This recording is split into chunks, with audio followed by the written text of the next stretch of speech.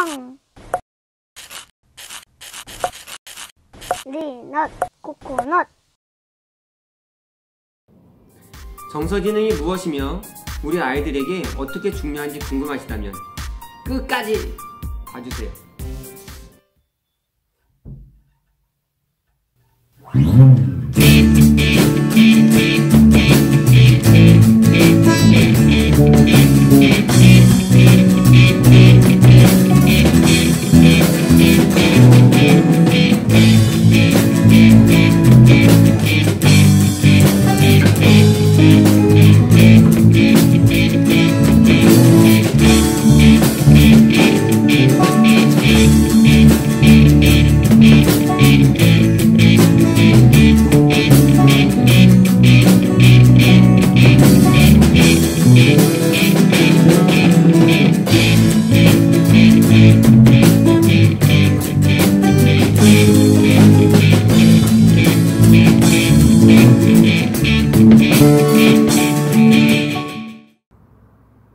안녕하세요. 리너TV의 리너파파와 함께하는 엄마 아빠 성장기입니다. 한 분야에 대해 100권의 책을 읽는다면 누구든지 그 분야에 대해 준 전문가가 될 수 있다고 합니다.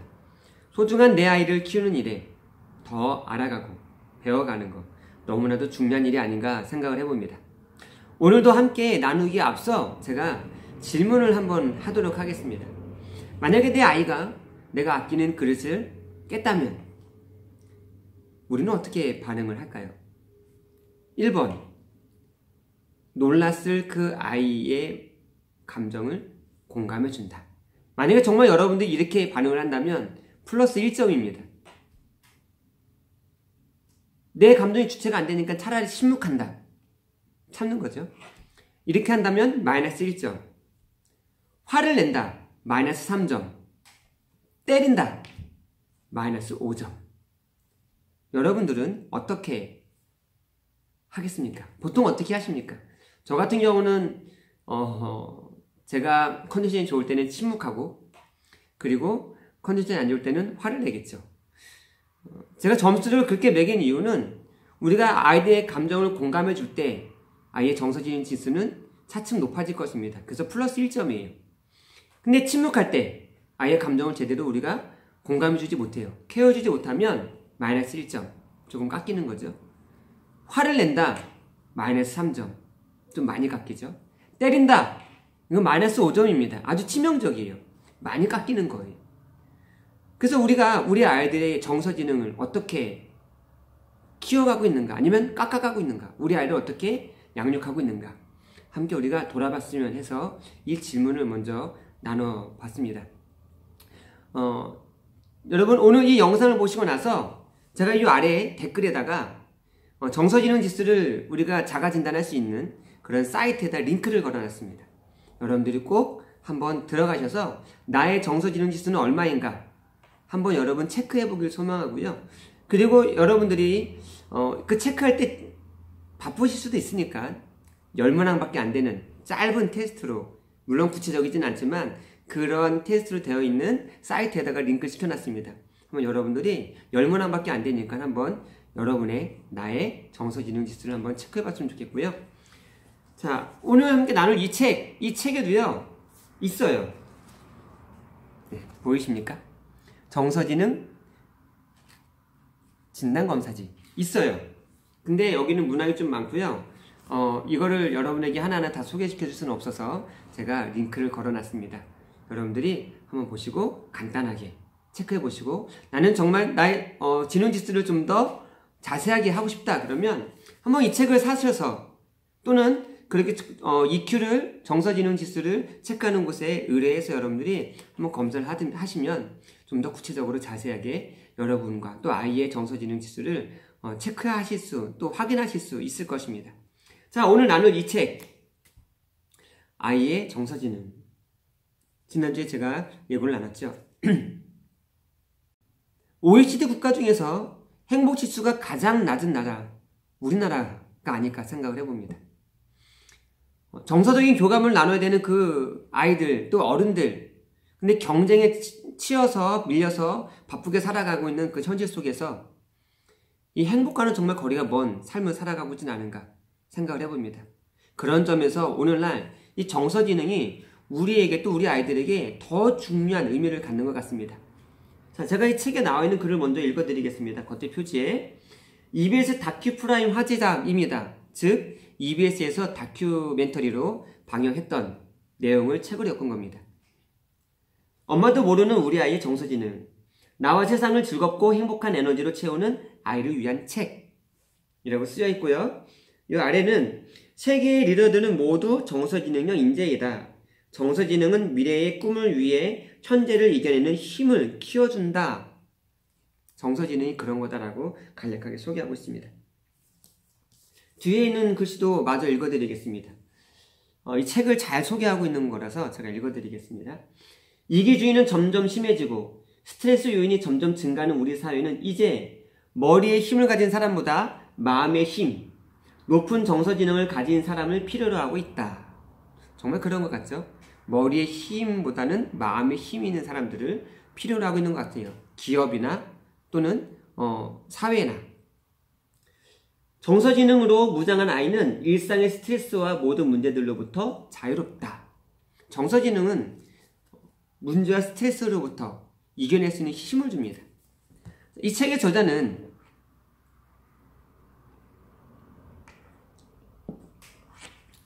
이 아이를 어떻게 양육할까 그렇게 고민하고 있는 가운데 순간의 욕구를 참아낸 아이들이 성공한다는 제목의 기사를 보게 되어집니다.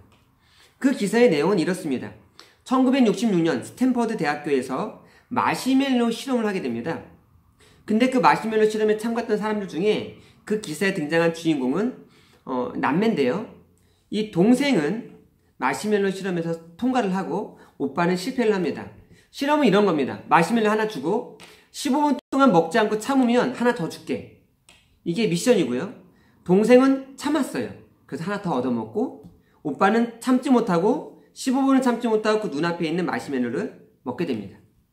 근데 이때 그렇게 선택했던 15분을 참았던 아이와 참지 못했던 아이, 그 남매의 40년 후의 인생이 완전히 달라지게 됩니다. 동생은 변호사로서 안정적인 생활을 만족한 생활을 하고 있고요. 오빠는 안 해본 일 없는 정말 고된 삶을 살고 있다고 합니다. 그래서 이 연구진들이 45년이 지난 이후에 그 마시멜로 실험 참가했던 사람들에 대한 후속 연구를 진행합니다. 역추적하는 거죠. 그러면서 그들의 인생이 어떻게 달라졌는가를 연구하면서 이 정서지능이라는 것, 그것이 얼마나 중요한가를 증명해내는 그런 실험이고 연구입니다. 그 기사를 보고 이 저자가 자녀를 이렇게 키워야 되는구나 라는 걸 자녀 양육에 대한 길을 깨닫게 되어집니다. 그래서 그 이야기를 다큐멘터리로 한번 엮어보자 해서 쓰게 된 책이 만들게 된 다큐멘터리가 이거고요. 그리고 이 이야기는 마시멜로의 후속 연구를 역추적하는 데서부터 이 이야기는 시작됩니다. 자, 그러면 이 책에 먼저 차례를 함께 잠깐만 제가 소개시켜 드리겠습니다. 1부가요. 정서지능 아이의 인생을 바꾼다입니다. 정서지능은 아이의 인생을 바꾼다. 그래서 정서지능이란 무엇인가, 아이에게 어떻게 유익한가 그 이야기를 다루고 있고요. 2과에서는 정서지능 아이의 성적표를 바꾼다 입니다. 정서지능이 아이의 학습에도 큰 도움을 준다 이런 내용이죠. 3과에서는 성공을 설계하는 정서지능, 즉 정서지능은 성공하는 삶으로 견인하는 역할을 하는데 주도적인 역할을 한다 이런 내용을 담고 있습니다. 4과에서는 아이의 정서지능 엄마에게 달려있다. 그러면서 이 정서지능 엄마가 어떻게 양육하냐에 따라서 정서지능이 달라진다라고 이야기하고 있고요. 그리고 5과에서는 두뇌 안의 GPS 정서지능을 선물하라. 어떻게 해야 정서지능을 발달시켜 줄 수 있을까? 그 방법적인 부분에 대해서 이야기하고 있습니다. 그리고 마지막에는 아까도 제가 보여드렸다시피 정서지능 진단검사지가 있습니다. 그렇게 이 책을 엮고 있고요. 이 책의 내용들이 그렇게 있습니다. 자, 그러면 이 정서지능이 무엇인가에 대해서 잠깐 설명해 드리도록 하겠습니다. 저도 잘 알지는 못하는데요. 이 책에 나온 그런 내용에 의하면 정서지능은 나와 자신과 타인의 감정을 잘 이해하고 통제하고 관리하고 조절할 수 있는 능력, 이걸 정서지능이라고 합니다. 우리가 흔히 보통 이 IQ라는 말을 쓰죠. 그건 지능지수입니다. 반면에 이 정서지능은 EQ라고 말을 합니다. 이런 거예요. IQ는 우리가 잘 알아듣고 오래 기억하고 잘 기억하는 능력. 반면에 정서지능은 내 감정과 타인의 감정을 잘 이해하고 그를 잘 관리하고 통제하고 그리고 조절할 수 있는 능력. 이 IQ와 EQ의 차이죠. 우리가 학습에서도 이런 걸 볼 수 있습니다. 열심히 노력했는데도 결과가 별로 안 좋아요. 그러면 그 아이는 IQ가 문제가 있는 거겠죠. 그런데 이 아이를 이렇게 저렇게 어떻게 해가지고 억지로 해서 책상에 딱 앉혀놨더니 이 아이가 30분 내내 공부는 안 하고 책상 서랍만 열었다 뺐다 집중하지 못하고 공부를 하지 못하는 모습을 본다면 정서지능의 문제다라는 것입니다. 그래서 이 책에서는 IQ도 존중하지만 정서지능도 그에 못지않게 중요하다라고 이야기를 하고 있습니다.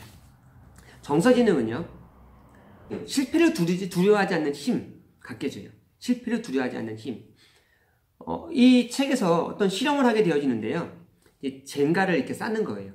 선생님과 함께 젠가를 쌓는데 선생님이 일부러 젠가를 무너뜨립니다. 책상을 흔들거나 아니면 바람 불거나 뭔가 툭 쳐서 실수해서 무너지게 해요. 그때 그 팀 그룹 아이들이 어떻게 반응하는가? 정서지능이 높은 아이들, 또 정서지능이 평균 수치를 미치지 못하는 아이들, 정서지능이 평균 수치의 아이들이 어떻게 반응하는가를 실험하는데요.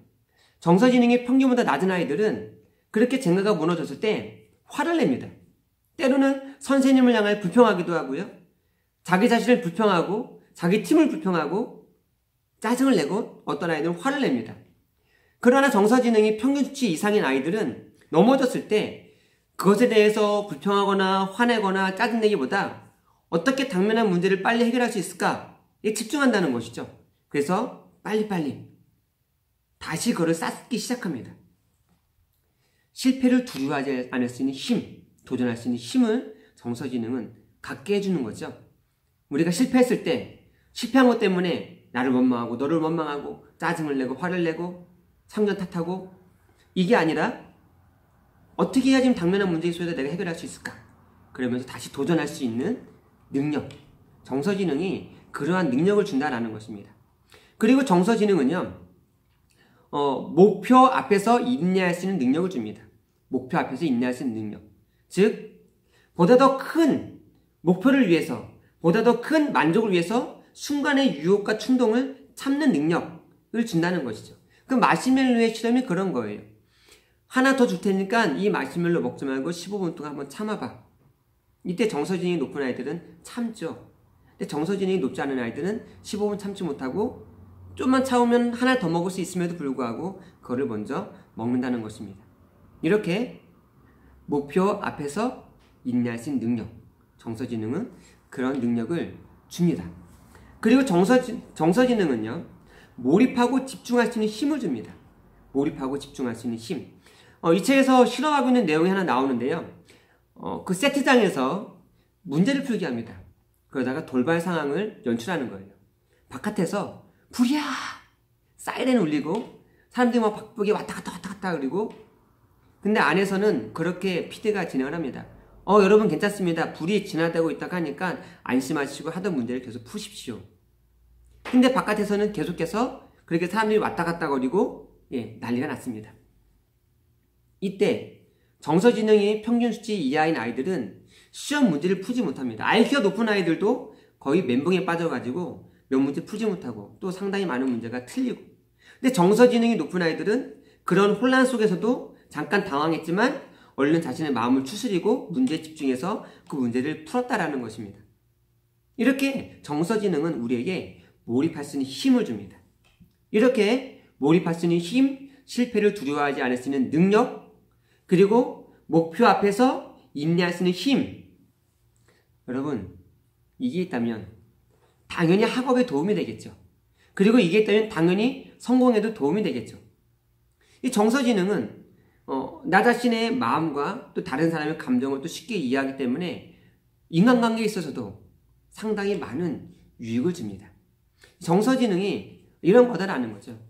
그래서 오늘날 기업에서도 이 IQ가 높은 인재, 머리에 힘이 있는 그런 인재들을 원하기도 하지만 마음에 힘이 있는 인재들, 정서지능이 높은 아이들을 또 추구하고 또 선호하기도 하고요.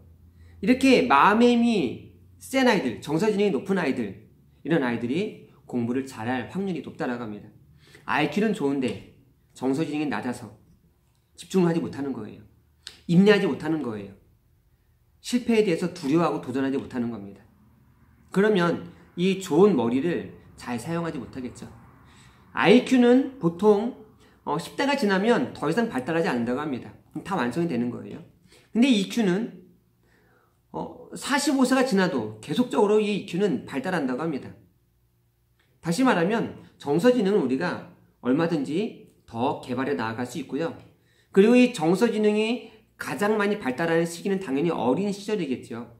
그 어린 시절, 그때 우리가 정서지능에 대해서 신경 쓰고 우리가 한다면 아이의 정서지능이 훨씬 좋아질 수 있고요. 특히 내 아이를 좋은 높은 정서지능의 아이로 키우고 싶다면 빠르면 빠를수록 좋습니다. 어리면 어릴수록 좋습니다. 정서지능 좋은. 그래서 가지고 있는 IQ 또는 그 아이가 어디 있든지 사람들에게 관심을 갖고 또 성공할 수 있는, 또 행복할 수 있는 아이로 여러분들이 양육할 수 있길 또 바랍니다. 이 정서지능은요, 참 우리에게 반가운 소식 중에 하나가 뭐냐면 선천적인 게 30%, 후천적인 게 70%입니다. 얼마든지 우리가 정서지능을 개발해 줄 수 있다는 거예요. IQ보다도 그 퍼센트가 훨씬 크죠. 후천적인 그 퍼센트가. 그래서 여러분, 정서지능 지금도 늦지 않았습니다. 우리 아이들 정서지능을 높게 만들어줄 수 있다라는 것이죠. 자, 그러면 이 정서지능을 어떻게 해야 우리가 높게 좋게 만들어줄 수 있을까? 제가 이 책을 보면서 마음에 남았던 것 3가지가 바로 그 내용입니다. 정서지능을 어떻게 개발해 줄 수 있을까? 마음에 많이 남았던 부분이고요. 정서지능을 좋게 할 수 있는 방법, 결국은 그겁니다. 우리 아이의 정서지능은 엄마의 양육 태도에 달려있다라는 겁니다.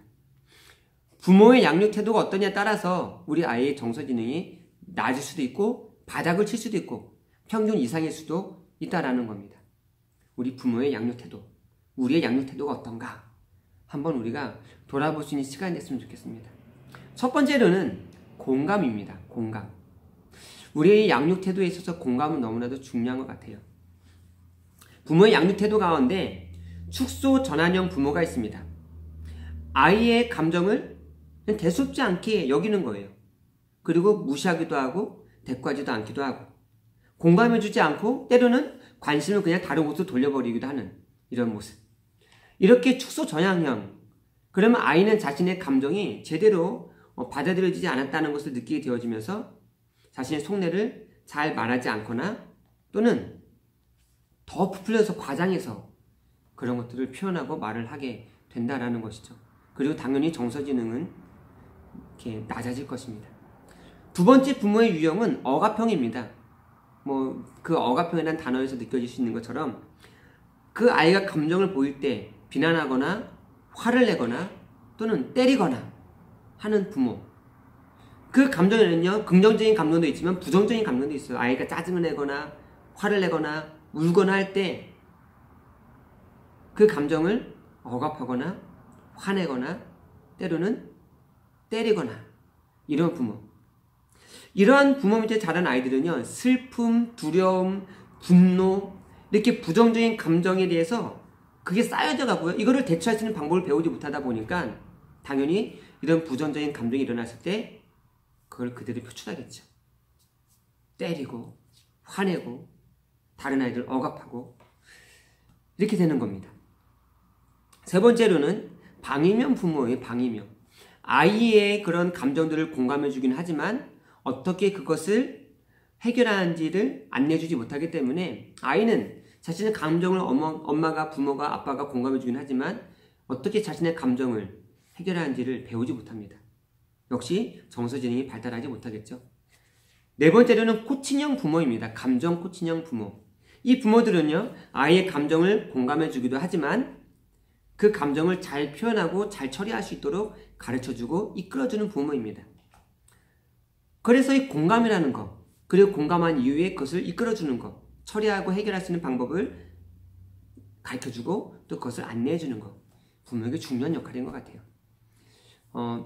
저도 우리 아이의 감정을 잘 공감해주지 못했던 일이 많이 있었습니다. 우리 첫째 아이가 학교에서 잘 친구들과 어울리지 못했었습니다.